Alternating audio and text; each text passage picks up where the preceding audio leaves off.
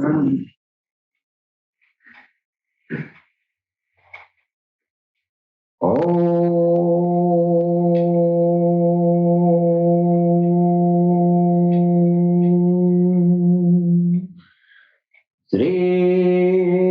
काल्के वैष्णवे नमः। ओम श्री काल्के वैष्णवे नमः। ओम श्री काल्के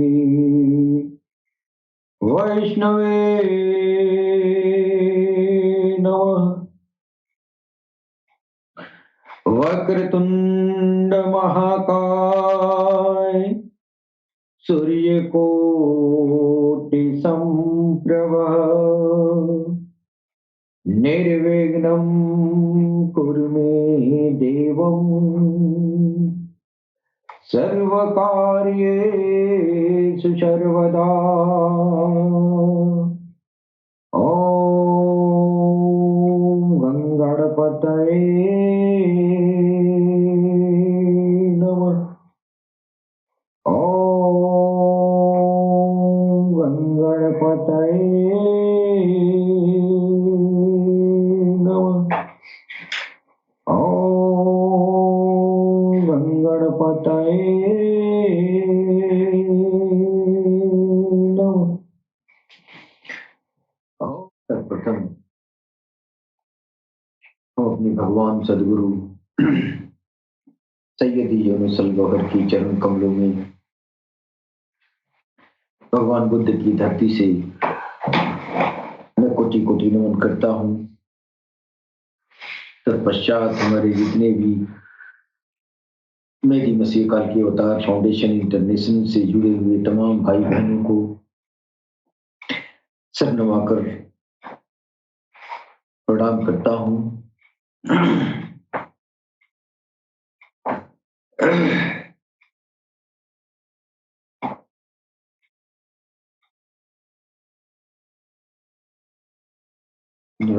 ये मोबाइल ये कुहा लग रहा है, ये देखो तो कुहारा है, कुहासा है।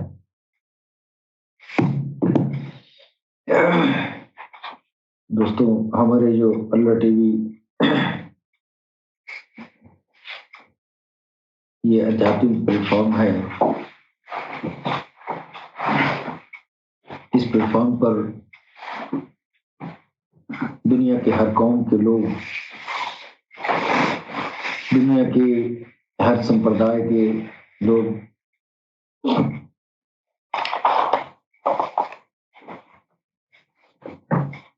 आपस में प्यार मोहब्बत से रहते हैं और पूरी दुनिया में प्यार मोहब्बत का पैगाम देते हैं। हमारा एक ही लक्ष्य है कि पूरी इंसानियत का दिल उसके रब के नाम से जारी हो जाए। यही हमारे भगवान सदगुरु का अभियान है। दोस्तों, हम अपने इस आध्यात्मिक प्लेटफॉर्म से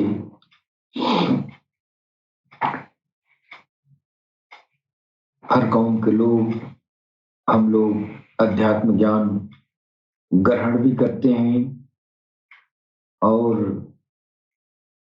अध्यात्म ज्ञान को प्रसारित भी करते हैं।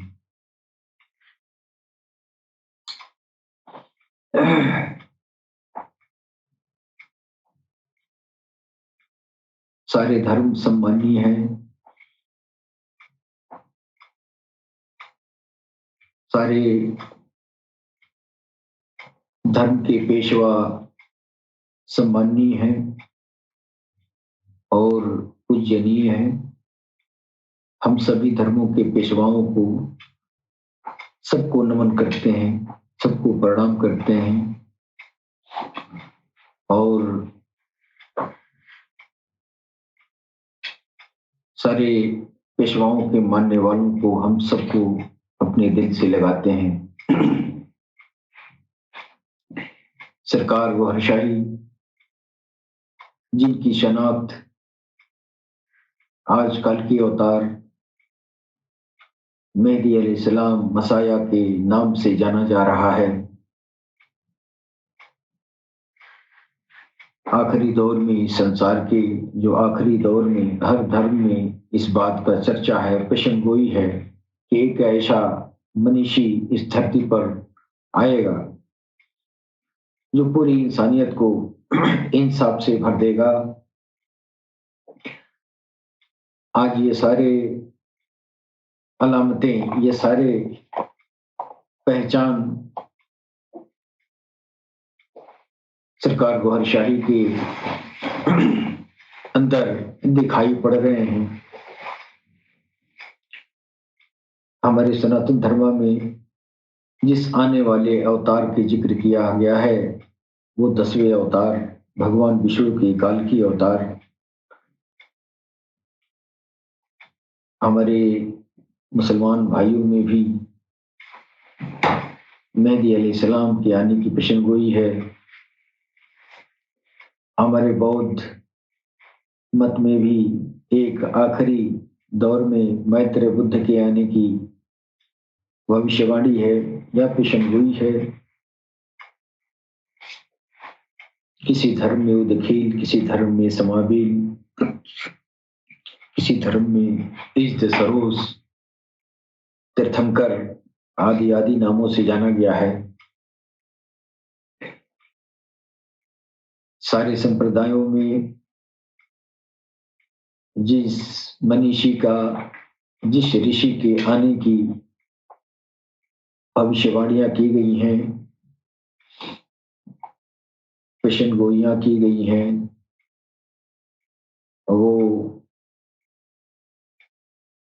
अध्यात्म की नजर से, अध्यात्म की रोशनी में देखने से पता चलता है कि वो शख्सियत, वो हस्ती सरकार वहरशाही है जिनका चेहरा चांद, सूरज और महाशिवलिंगम यानी हजरे अस्वद में चमक रहा है। और सबसे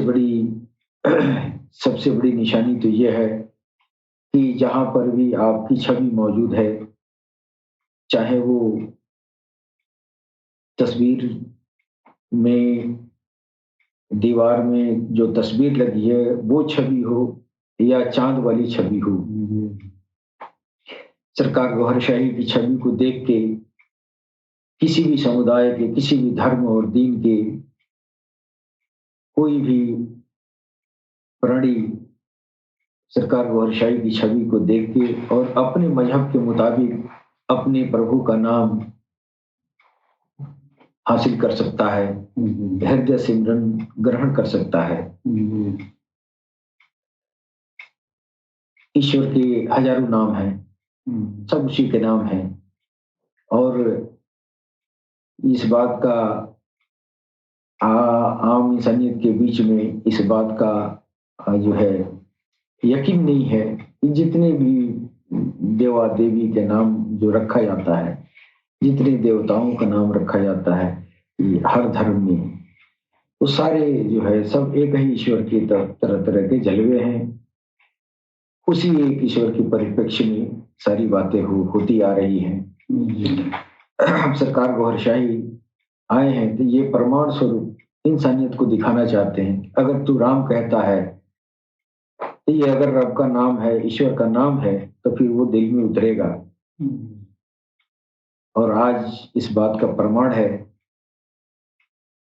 कि सरकार वहरशाही की छवि देख के चांद वाली या कहीं भी छवि आपकी नजर आए, श्रद्धा से आप कहें कि हे प्रभु, आप मेरे दिल में राम राम का सिमरन बसा दें, फिर वो सिमरन बस जाता है।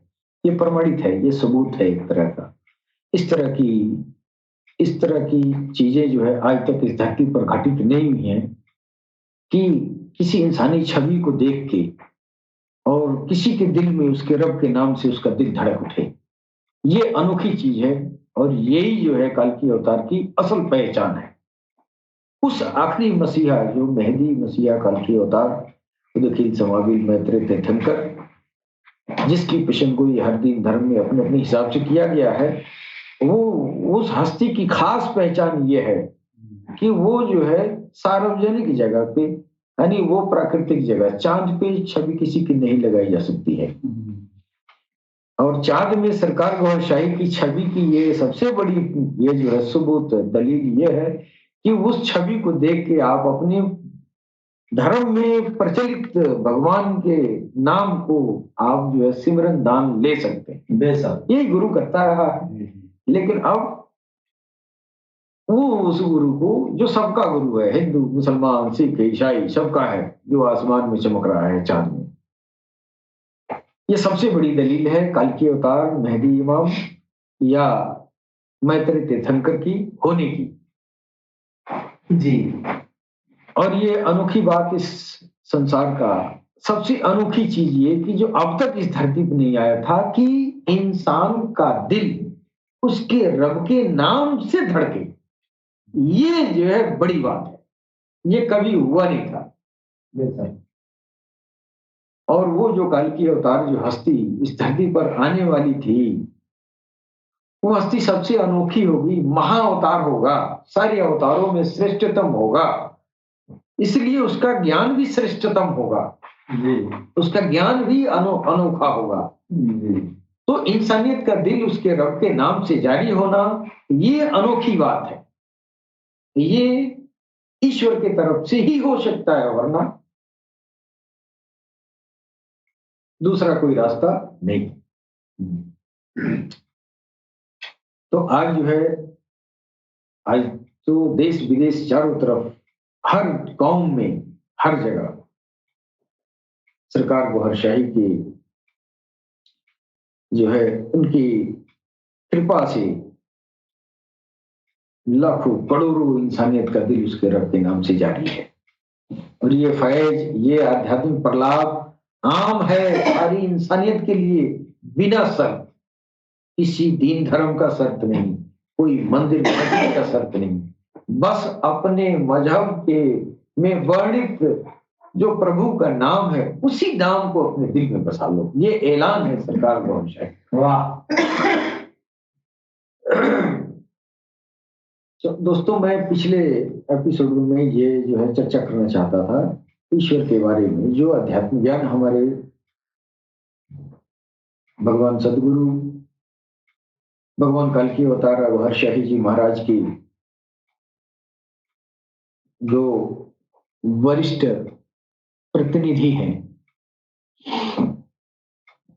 वो हमारे सदगुरु हैं। और ऐसे सदगुरु हैं कि सिर्फ नजरों से हमको सिद्ध किए हैं। गुरु जो है जुबान से पढ़ के मंत्र कान में फूंकता है, पानी पिलाता है, मीठा खिलाता है, मिठाई खिलाता है, जिस बहाने। लेकिन हमारे गुरु ने ये भी नहीं कहा कि तुम हमारे चेला हो। लेकिन जब आध्यात्मिक प्रलाप आपने नजरों से दे दिया तो हमको गुरु मानना ही पड़ा। हम तो गुरु मानते हैं, लेकिन उन्होंने कभी नहीं कहा कि तुम मेरा चेला हो, तुम मेरे शिष्य हो। ऐसा उन्होंने नहीं कहा। उन्होंने तो हमको भाई कहा है, बाबू कहा है। लेकिन शिष्य, गुरु चेला का शिष्य का परंपरा नहीं। ये मेरा मानना है। इसलिए कि जो आध्यात्मिक प्रलाप दुनिया में अब तक देता आया है वो गुरु कहलाया है। हमको आध्यात्मिक प्रलाप मिला है तो वो हमारे गुरु है। लेकिन अंतर ये है कि पहले के गुरु हाथ पांव पकड़ के देते थे, तो कान में फूंक के देते थे, मंत्र देते थे। लेकिन हमारे सदगुरु ने आंखों से दे दिया, बस ताका ताकी हो गया और आध्यात्मिक प्रलाप हमको मिल गई। तो ये जो है हमारे, ये सदगुरु ने कभी नहीं कहा कि हम तुम्हारे गुरु हैं और तुम हमारे चेला हो, या ये गुरु चेला का ये सिस्टम हम निभा रहे हैं। कोई शर्त ही नहीं है। सरकार गौरशाही का जो ये सर्वधर्म समभाव का मिशन है, इसमें कोई शर्त ही नहीं है। बिना शर्त आध्यात्मिक प्रलाभ ले जाओ, चाहे तू किसी भी धर्म में हो या ना हो, इंसान होना चाहिए जी। हाँ, इंसान ही शर्त है कि हाँ इंसान हो, है कि नहीं? तो जो भी हम लोगों ने सरकार कल्कि अवतार सरकार गौरशाही की नजरों से जो चीज हम लोगों को जो मिला है, जो मिलता है, फिर उस चीज को रखने के लिए नहीं, हमारे सदगुरु का आदेश होता है कि जो तुम पाए हो उसको बांटो। तो हम लोग जो भी अध्यात्म ज्ञान हम लोग पाते हैं, पुनः दुनिया वालों के, इसलिए कि समय नहीं है कि अब हम ग्रहण करके बैठ जाए पूरी तरह और उसके बाद से तब हम अपना मिशन, अपना जो है मठ खोल देंगे। ऐसा नहीं है। हमारे सदगुरु ने कहा कि बस जो तुम पा गए तो फिर ये सबको बांटो। तो इस दौर में जो अब गुरु और चेला बन के बैठना नहीं है। सरकार गौरशाही का जो ये पैगाम है, बस जो आया पहले दिन आया और 10 साल पहले का आया, उनकी नजर में सब बराबर है। इसलिए कि वही काम ये भी करता है, वही काम वो भी करता है, यानी वो भी लेके देता है दुनिया वालों को, और आज जो सरकार से जुड़ा, आज जो लिया, तो वो भी आज ही से देना शुरू करता है कि नहीं? तो ये जो है गुरु चेला का कोई पाबंदी भी नहीं है, धर्म की कोई पाबंदी नहीं है। आप जो धर्म में हो, आदमी हो ना, हाँ तो पढ़ो राम राम, पढ़ो अल्लाह अल्लाह, पढ़ो वाहे गुरु, जो तेरे धर्म में, जो तेरे भगवान का नाम है, बस पढ़ लो। उसके बाद से तू अपने घर, हम अपने घर, तेरा सारा काम अध्यात्म का हम करते रहेंगे जी। ऐसा कोई धरती पर आया था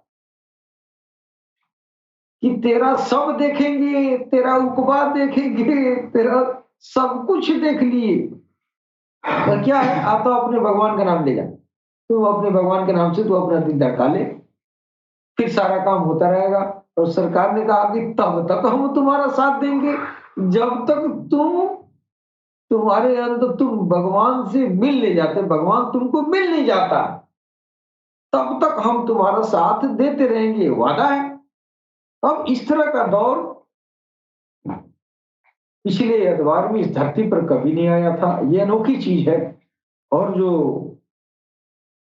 वो आखिरी हस्ती जो आने वाली है, उसकी सबसे बड़ी पहचान यही है कि वो ऐसी चीज अता करेगा इस इंसानियत को, बिना शर्त ऐसी चीज अता करेगा जो अब तक इस धरती पर किसी ने नहीं अता किया। बेशक किसी ने नहीं, तभी तो अफजलियत होगी ना।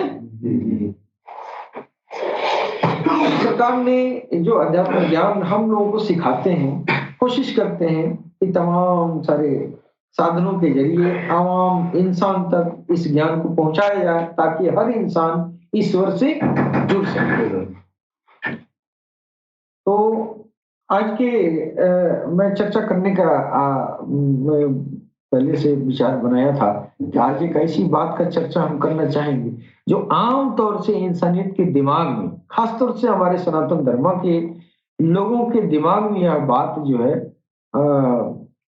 अक्सर ये सवाल जहन में होता है लेकिन कोई कहता नहीं है, इसलिए कि बताने वाले लोग हमेशा लोगों को गफलत में डालते रहे हैं।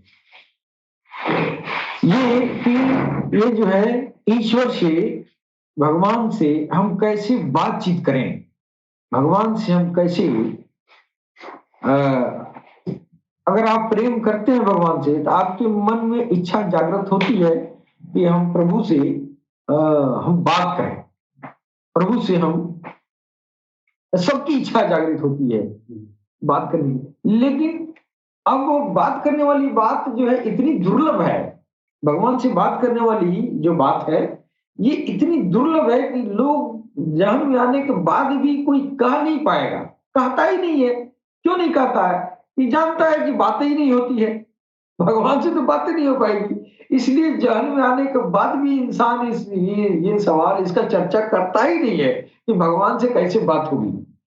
और भगवान से बात करने का आम तरीका जो इंसानियत अपने विवेक से ये कर लेता है कि भगवान से हम हाथ जोड़ लिए हैं और हम कह रहे हैं और वो सुन लिया होगा। सुन लिया होगा, वो तो सबका सुन सकता है, उसकी नहीं सुन पाएंगे आप। लेकिन आपकी बात तो वो सुन ही लेगा, और वो जो है उसकी बात आप नहीं सुन पाएंगे।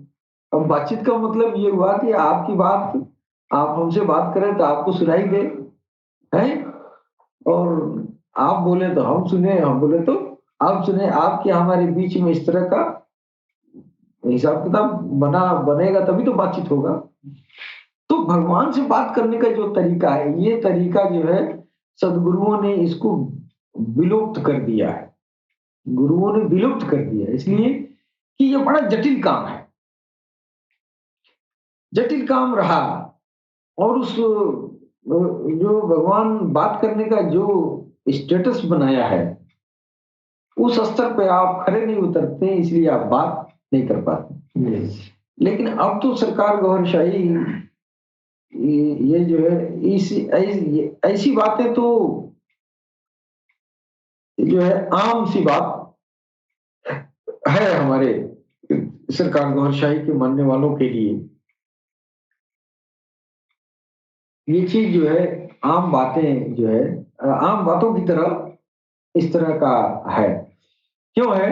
तो ये अदना सा इल्म है सरकार गौरशाही का, ये अदनी व सबसे छोटी स्तर की चीज है। जबकि पुराने दौर में भगवान से बात करने का ये बहुत बड़ा इल्म माना जाता था।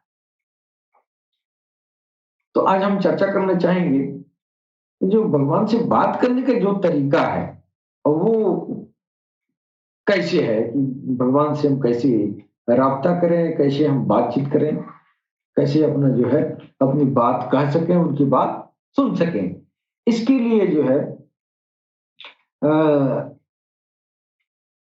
हर आदमी इस काम को नहीं कर पाता है। इसलिए तमाम गुरु जो है इस धरती पर आए, और तरह तरह के गुरु भी होते हैं।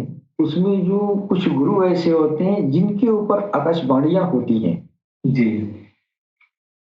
तो वो आकाशवाणियां जो है वो ईश्वर से बात करना ही हुआ, यानी ईश्वर की बात उस तक आ गई। आकाशवाणी का नाम तो सब लोग ने सुना, लेकिन आकाशवाणी का प्रोसेस कोई नहीं जानता है कि ये आकाशवाणी होती क्या है। आकाशवाणी का मतलब ये नहीं कि कोई आकाश में बोल रहा है और आम दुनिया सुन रही है, ऐसा नहीं होता है। भगवान कृष्ण के जमाने में भी, जो उनके जन्म के समय में भी एक आकाशवाणी हुई थी, तो किसने सुना? किसने? इस किताब में तो लिखा है आकाशवाणी हुई थी, लेकिन कोई जान नहीं पाया कि कब हुआ है। हर आदमी नहीं सुनेगा। भगवान की बात सुनने के लिए कुछ इस तरह की चीजें हैं, तो उतनी तैयारी उस तरह का बनना पड़ता है। अब जैसे यह है कि आप आपके घर में छोटा बच्चा है, तो बच्चा पैदा होते ही तो आपसे बात करता नहीं है, और उसको आपके बात करने के लायक होने में उसको समय लगता है। काफी दिन के बाद उसकी परवरिश आप करते हैं, खिलाते पिलाते हैं, पोस पाल के तैयार करते हैं, बड़ा होता है, तब उसको एबीसीडी क ख ग घ पढ़ाना शुरू करते हैं, है ना? आप कुछ बोलते हैं, हाव भाव से पकड़ते पकड़ते पकड़ते पकड़ते, जब बड़ा होता है तो खूब बात करता है आपसे, है ही नहीं? उसी तरह भगवान के सामने भी जो है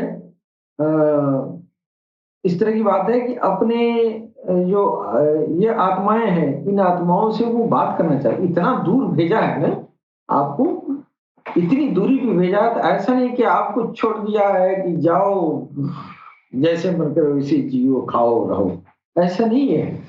भगवान आपसे प्रेम भी करता है, तो फिर बात करने का सोर्स भी दिया होगा।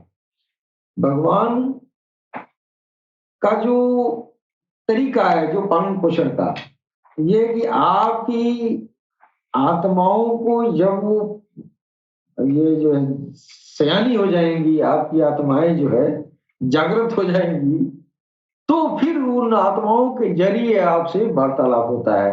ईश्वर से ऐसे नहीं होता है जैसे आमने सामने हम और आप बात कर रहे हैं, है कि नहीं? अब ये जो है ईश्वर से वार्तालाप का जो ये सवाल है, इस इसको इस वार्तालाप को समझने के पहले इंसान को अपने आध्यात्मिक स्ट्रक्चर को समझे जो है समझना चाहिए।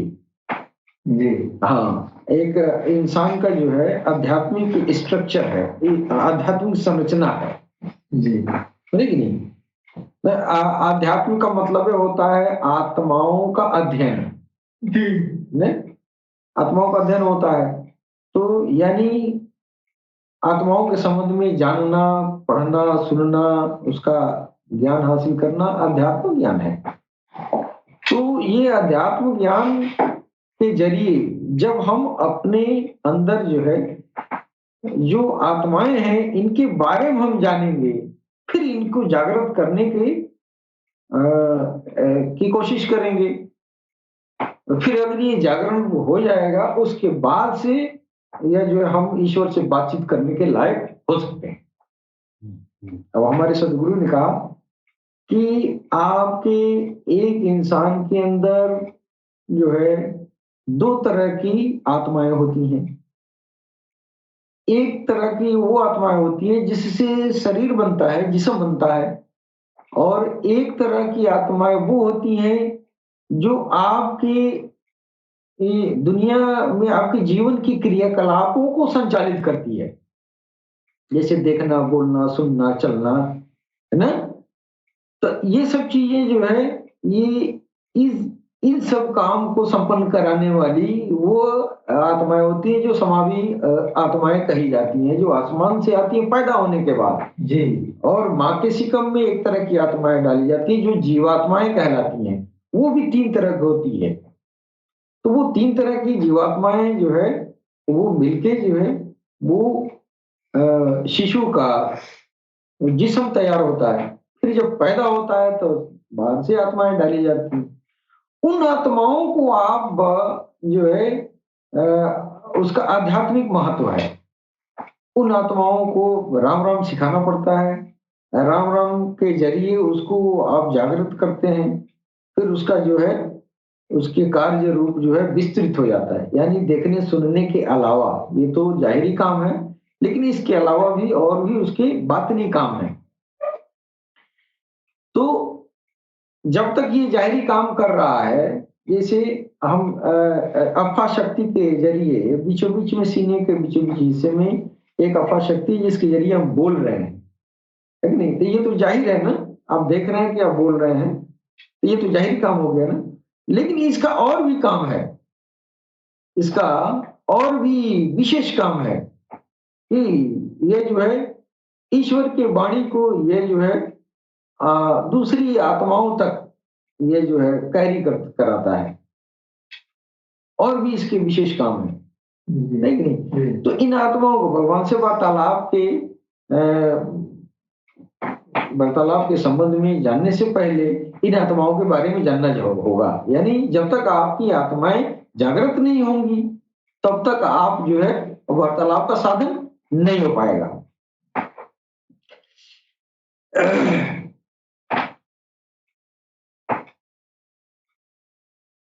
अब यहाँ बात यह है कि अब ये मालूम होना चाहिए कि प्रभु अपने भक्तों से कैसे बात करते हैं, उसका तरीका क्या है।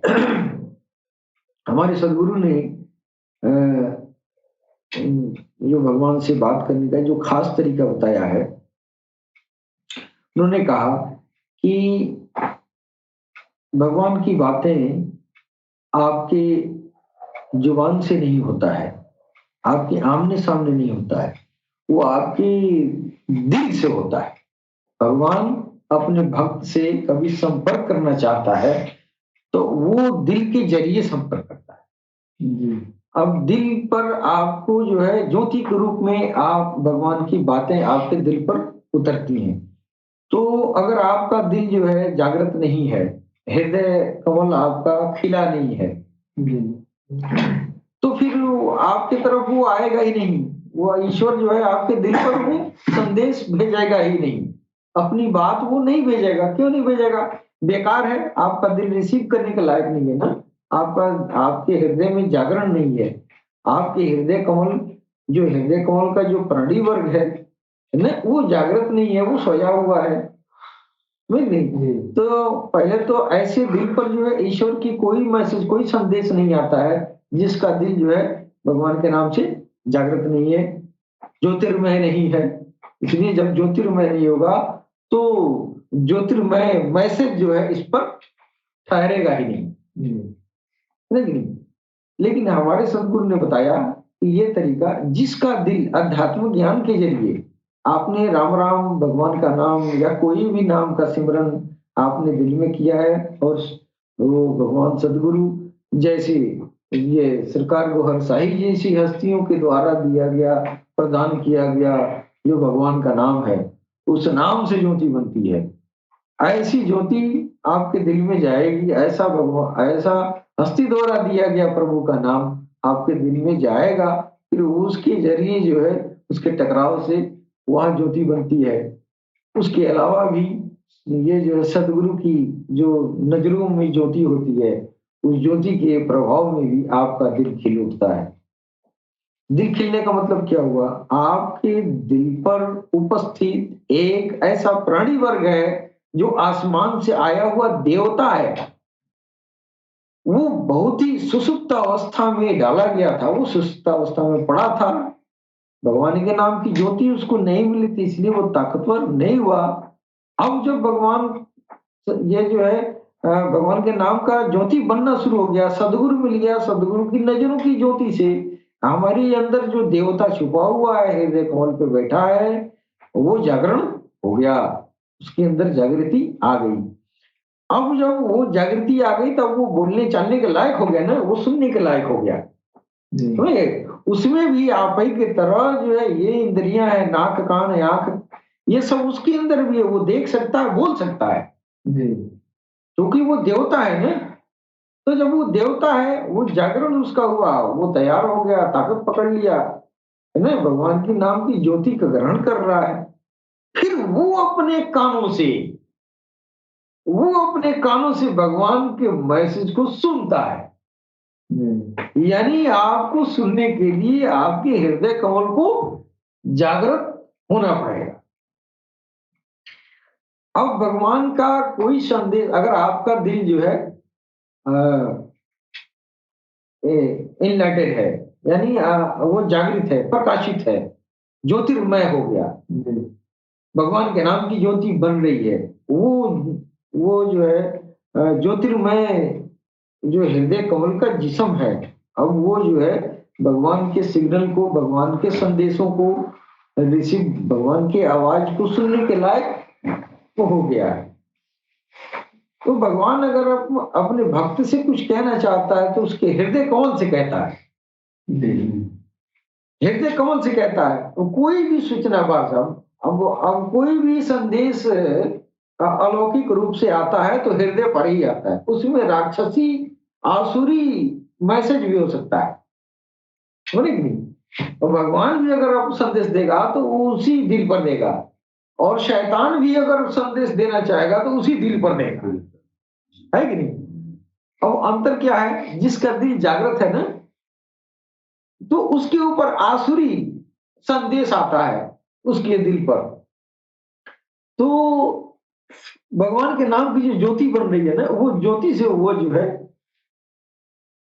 जल जाता है, यानी उसको मिटा देता है। यानी उसके दिल में कोई इस तरह का खुराफात करने का मन किया, है कि नहीं, और शैतान की तरफ से वो आ रहा है, तो वो दिल पर आएगा, अंदर राम राम हो रही है, उसको वो ढकेलेगा, नहीं नहीं ये तो गंदी चीज है ना? तो उसके अंदर जो है वो आसुरी प्रवृत्ति वही नष्ट हो जाती है। लेकिन अगर वो आसुरी शक्ति जो है बहुत ही ताकतवर है, जिसको जो है हृदय कमल झेल नहीं पाया, और उसको जो है झेल नहीं पाया, उसके ऊपर वो थोप दिया कि नहीं ये काम तुमको करना ही है। अब वो ज्यादा ताकतवर है आसुरी शक्ति, तो फिर ये क्या करता है, अपने बगल वाले, यानी सीने में 5 आत्माएं होती हैं, ये कल्ब है, रूह है, श्री है, कपि है, अफवाह है बीच में, हमारे सदगुरु ने बताया था, ये क्या है? शक्तियां हैं, ये प्राणी वर्ग है, ये जो है देवलोक से आए हुए, ये फरिश्ता है, एक तरह की ये देवता है, इन्हीं को तो जागरण करना होता है ना? और इन्हीं से जो है सारा अध्यात्म का काम होता है, अलौकिक काम इन्हीं लोगों से होता है। तो इनको जो है अगर हृदय कमल पर वो आ गया, आसुरी शक्ति है, बहुत ही ताकतवर है ना? अगर वो ताकतवर है, अगर वो झेल नहीं पाया तो कहता है कि वीर आगे जाओ, है ना? तो उसको जो है आगे ढकेल देता है कि हमसे बड़ा भाई जो है शिररी यहाँ बैठा हुआ है बगल में, उस शिररी को ढकेल देता है। अगर श्री आत्मा के ऊपर भी अगर वो आश्री आत्मा उसके ऊपर भी अगर काबिज हो गई, समझ गए? तो फिर जो है क्या होता है? काबिज होगा तो वो भी क्या करता है कि अपने जब वो उससे लड़ लेता है ना? तो वो जो है अफा शक्ति की तरफ यानी बीचों बीच सेंटर में भेज देता है, ये मानेगा नहीं, जाओ आगे।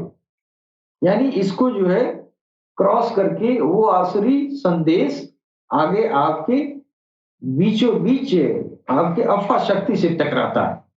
तो ये भी रोकता है कि ये गलत संदेश है, ये आसुरी शक्ति ये गलत कराना चाहता है, ये नाजायज कराना चाहता है।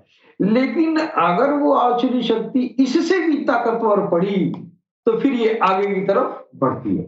यही उसका रास्ता है, दिल के रास्ते शीरी और अफा शक्ति की तरफ आया, फिर यहाँ से जुबान से बाहर निकल जाता है तो बवाल होता है दुनिया में, समझ गए? ये जो है अफा शक्ति भी अगर उस आसुरी आत्मा से ताकतवर अगर हुई, मेरी बात समझ रहे हैं ना? आसुरी शक्ति अगर इस अफा शक्ति से भी ताकतवर हुआ तो फिर वो जुबान पर यहाँ से भी निकल जाता है, समझ गए? जुबान पर निकल जाता है तो यहाँ भी वो बैरियर है। कितने लोग होते हैं अंदर उसके दिल में खुरापात आया कोई बहुत बड़ा जघन्य अपराध करने का, तो उसकी जगह जगह रुकावट भी होती है, वो रुक नहीं पाता है, फिर वो जुबान पर आ ही जाता है उसकी, ठीक है? तो जुबान पर भी आके यहाँ भी जो है एक ताला है, यहाँ पर भी रुकावट होती है। अगर यहाँ नहीं रुका तो फिर ये बाहर हो गया, यानी आसुरी संदेश दिल पर आया, दिल से आपके जो है ये हृदय कमल पर गया, हृदय कमल से श्री आत्मा पर गया, श्री शक्ति पर गया, फिर वहां लड़ाई किया, फिर वहां से अपा शक्ति तक लड़ाई किया, फिर यहाँ से जो है जुबान पर ला दिया, वहां भी जीत गया, नहीं रोक पाया जुबान, ये जुबान नहीं रोक पाया तो फिर निकल ही जाता है, और उसके बाद से तब क्या क्या कत्लो गारत शुरू हो जाती है कि नहीं? अब आजकल जो है अब शैतान जो है ज्यादा साधु महात्मा और जो है पीर फकीर पंडित औलिया पादरी उलमा फुकहा, ये सब लोग क्या है, ये जब जब शैतान इनसे बहुत ये जो है ये रहता है चैतन्य रहता है, इनके ऊपर ज्यादा हमला कर रहा है। आप देख रहे हैं ना इस दुनिया में जितनी भी जहरीली कत्लो गारत वाली बात अगर निकलती है तो या तो हिंदू में अगर निकलता है तो बहुत बड़ा संत है, बहुत बड़े संत, उसकी जुबान से इस तरह का जहर माहौल निकलता है। मुसलमानों में देखिए फुकहा है, बहुत बड़े उलमा है, उसकी भी जुबान से जो है माहुरे निकलता है। क्यों निकलता है? ये आसुरी शक्तियां उसके दिल पर हावी हैं और उसकी सारी लतायफों से गुजरते हुए वो जुबान से बाहर गया। अब बाहर हुआ, उसके अंदर गलत सिग्नल आया और फिर ये कब्जा हुआ, फिर इस पर गया, फिर जुबान से निकल गया, बाहर निकला, कत्ल गारत शुरू, है कि नहीं? फिर शैतान यही कराना चाहता है। मेरी बात आपको कैसा लग रहा है कि नहीं? अब ये आजकल के जो भी आध्यात्मिक रास्ता में चलने वाले या दीन धर्म की बात करने वाले हैं, जो समाज में बुराइयां फैली हुई हैं, इसका यही आध्यात्मिक कारण है जी। हाँ, ये अध्यात्म ज्ञान आपने हासिल नहीं किया, आप अपने दिल को ज्योतिर्मय नहीं बनाया, अपने दिल को अपने रब के नाम से उसमें उसमें नूर का उत्पादन नहीं किया, तो आपके अंदर क्या होगा, वो जो है शैतानी आत्मा हावी होगी ना, शैतान इस पर जो है काबिज रहेगा, है कि नहीं? फिर ये जो है, जो प्रोसेस है आत्माओं के जरिए, जहर हो या हीरा मोती हो, इसी प्रोसेस से जुबान से निकलता है। अब इसके बरक्स अगर किसी के ऊपर जो है, अब जो है कोई संदेश आ रहा है ईश्वर की तरफ से, और उसका दिल जो है जागृत है, एक तो उस दिल पर नहीं आता है ईश्वर का संदेश जिसका दिल जो है जागृत नहीं है, यानी ज्योतिर्मय नहीं है, जिसके दिल में भगवान के नाम की ज्योति नहीं है, उस पर तो ईश्वर का कोई मैसेज ही नहीं आता है। आएगा भी तो नष्ट हो जाएगा ना, वो ठहरेगा नहीं। मैसेज आएगा भी तो वो दिल के जो कालिक है उस कालिक में ही रह जाएगा, एक उसका दिल एक्टिवेट नहीं है कि आगे बढ़ाए, है कि नहीं? तो एक्टिवेशन जरूरी है, जब तक ये दिल जो है आपका एक्टिवेट नहीं होगा फिर वो मैसेज आगे नहीं जाता। तो जिसका दिल जो है ज्योतिर्मय है उसके ऊपर ईश्वर का जो मैसेज आता है, जो सूचनाएं इस पर आती हैं, ये सूचनाएं जो है इसी तरह जो है हृदय कमल से आपके शीरी शक्ति पर वह जो है ट्रांसफर होता है, ये जो अच्छा मैसेज है, फिर वहां से वो मैसेज जो है ये अफा शक्ति पर जाता है, फिर वह अफा शक्ति जो है वो वही जो है जुबान को बुलवाने का कारण है, उसी की वजह से जुबान बोलता है। तो ये अफा शक्ति जो है उस भगवान की जो मैसेज आपके दिल पर आया वो जुबान पर निकल जाता है। जब वो बोलता है तो वो जो है वो भगवान बोलता है, समझ गई? वो मैसेज जो है जो दिल पर उतरा है वो बोला, अपनी तरफ से नहीं बोला है, वो बोला है जो ऊपर से आया है, समझ नहीं? तो हमारे सदगुरु ने कहा कि अ,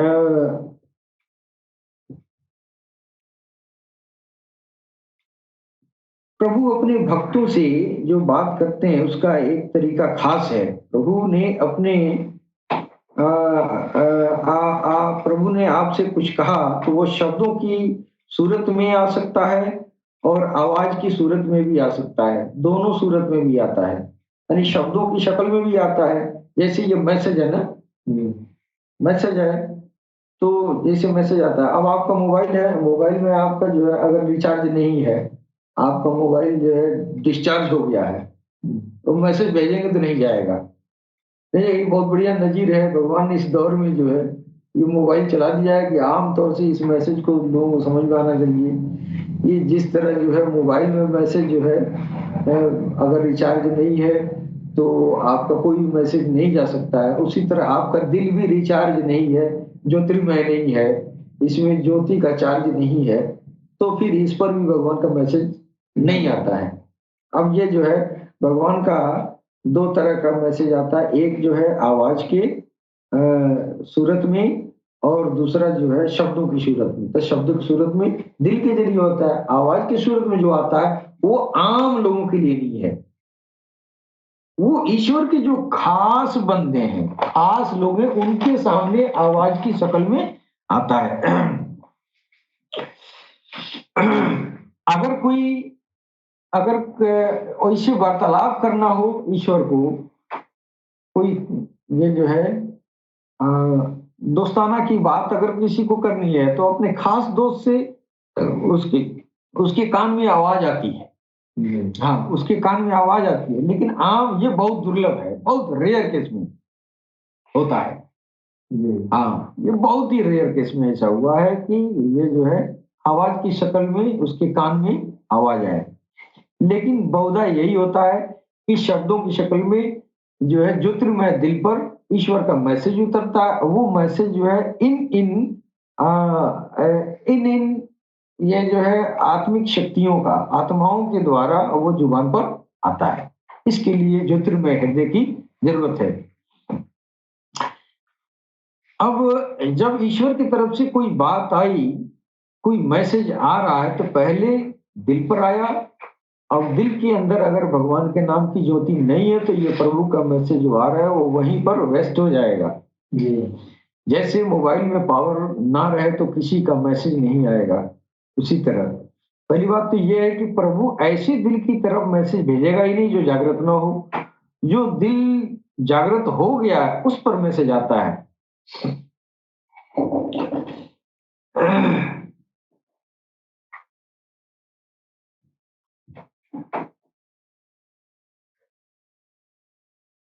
अब देखिए, अब ये जो है भगवान का जो मैसेज आता है तो ये भी जो है दिल के जरिए शरीर तक जाता है, शरीर के जरिए अपर शक्ति से जुबान पर जो जाता है तो ये भी जो है दो तरह का होता है। ये अप्पा शक्ति जो जुबान पर ले आता है ये भी जो है दो तरह का होता है, एक मादी और एक रूहानी। यानी जिस्म वाले कानों को सुनाना है तो इकफा जुबान के जरिए बोलती है। अगर ईश्वर का संदेश अगर जिस्म वाले को सुनाना है यानी जिसके अंदर जो है दिल जो है जागृत नहीं है नहीं, और उसको सुनाना है तो वो इबारत उस भक्त के दिल पर उतरता है, उस ऋषि के दिल पर उतरता है, वो मैसेज शब्दों की शक्ल में, फिर वो जुबान पर निकलता है तो आम आदमी सुनता है। उसके सुनने के लिए अब अफवाह का दो काम है, एक तो उन इंसानों को सुनने के लिए है जो जिसका अंदर जो है जागरण नहीं हुआ है और अपनी कान से ही सुन सकता है, समझ रहे कि नहीं? और दूसरा अफवाह का ये काम है कि जिसका जो है अंदर की आत्माएं जागृत हैं, सारी शक्तियां सब जागृत हैं, तो उससे बात करना होगा ना तो ये मुंह से नहीं बोलेगा, समझ गए?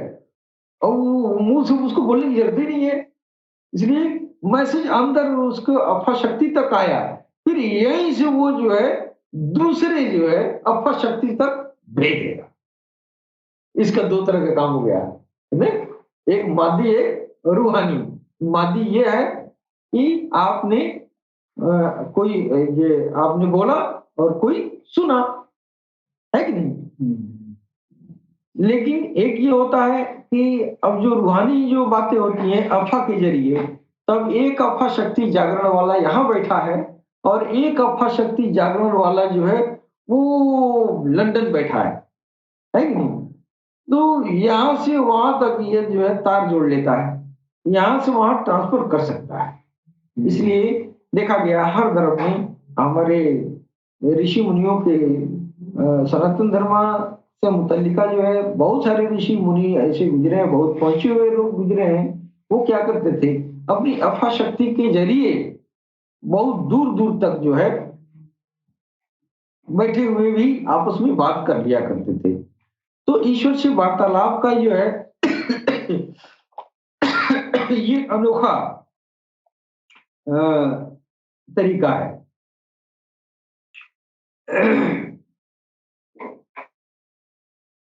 अब वक्त की कमी है इसलिए हम अपने वाणी पर विराम देना चाहते हैं।